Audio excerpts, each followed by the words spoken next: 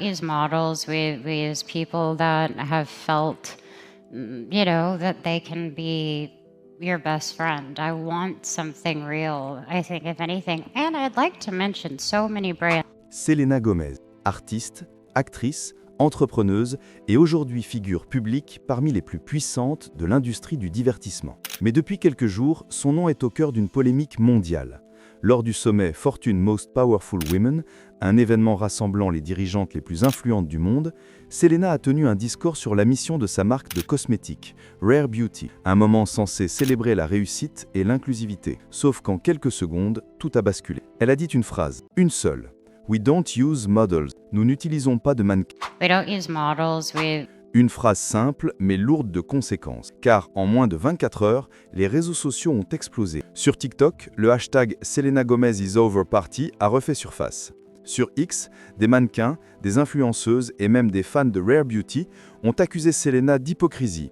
Certains vont même plus loin, affirmant qu'elle aurait insulté toute une profession. Ce que vous allez découvrir dans les prochaines minutes, c'est comment une déclaration apparemment anodine s'est transformée en une crise d'image majeure pour une des femmes les plus influentes du monde. Nous allons analyser ce qu'elle a réellement voulu dire. Pour comprendre pourquoi cette phrase a choqué, il faut revenir à la base. Rare Beauty, c'est la marque de Selena Gomez, lancée en 2020 sous un slogan clair « You are rare ».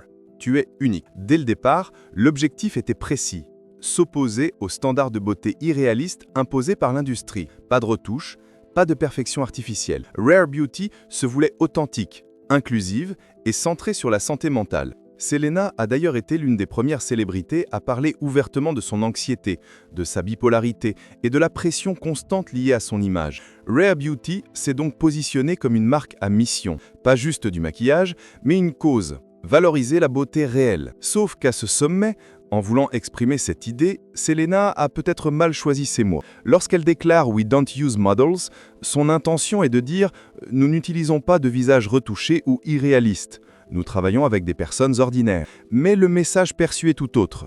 Pour beaucoup, cela revient à dire « Les mannequins ne sont pas réels ». Et là, le débat s'enflamme. Car en réalité, Rare Beauty a déjà collaboré avec plusieurs mannequins professionnels pour ses campagnes, même si la marque privilégie des profils variés. Sur X, plusieurs professionnels du milieu n'ont pas tardé à réagir. Une ancienne ambassadrice de la marque écrit « Je suis mannequin et j'ai posé pour Rare Beauty.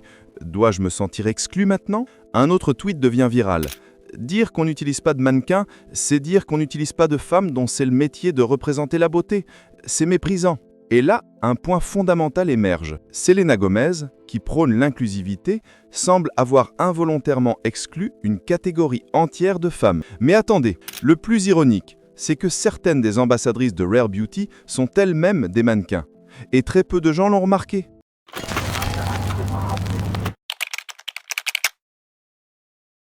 Dans les heures qui suivent le sommet, la vidéo du discours circule partout. Les extraits sont sortis de leur contexte, découpés, amplifié. Sur TikTok, un clip de 10 secondes est visionné plus de 15 millions de fois. On y voit Selena sourire, puis dire calmement « We don't use models ». En moins de 48 heures, le débat devient viral. Les mannequins répliquent. Des figures comme Emily Ratajkowski ou Winnie Harlow publient des messages indirects sur la valeur du métier et le respect des professionnels. Pendant ce temps, le silence de Selena alimente la confusion. Rare Beauty, d'habitude hyper réactive sur les réseaux, ne poste rien pendant 48 heures. Pas de story, pas de communiqué. Et pendant que tout le monde débat, Selena réapparaît enfin sur Instagram. Une story sobre, sans texte, montrant une citation. L'intention ne justifie pas toujours l'impact. Une phrase forte mais ambiguë. Est-ce une excuse? Une reconnaissance d'erreur? Le public reste divisé. Et c'est là que tout bascule. Car en cherchant à se défendre, Selena commet une deuxième erreur stratégique. Lors d'une interview donnée 3 jours plus tard, elle explique « Je voulais simplement dire que Rare Beauty s'adresse à tout le monde, pas seulement aux mannequins. Je voulais parler d'inclusivité. » Mais la formulation « pas seulement aux mannequins » relance la polémique.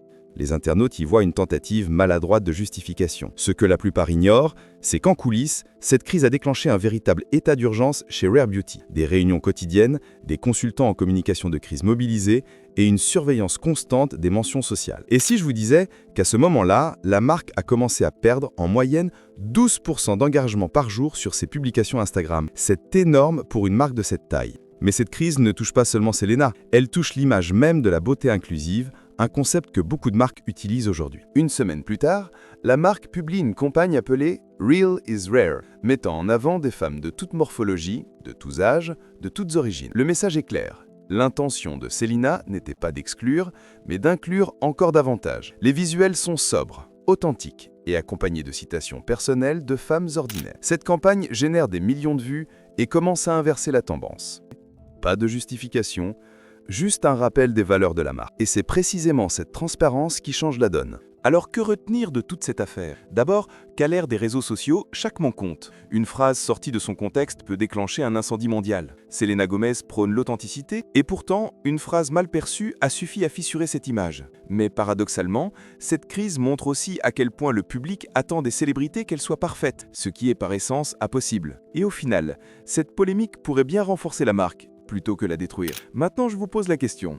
Est-ce que Selena Gomez a simplement mal choisi ses mots, ou est-ce que cette histoire révèle un double discours derrière le marketing de la beauté authentique? Dites-moi ce que vous en pensez dans les commentaires. Et surtout, si vous aimez ce genre d'enquête approfondie sur les célébrités, abonnez-vous, parce que la prochaine vidéo va encore plus loin.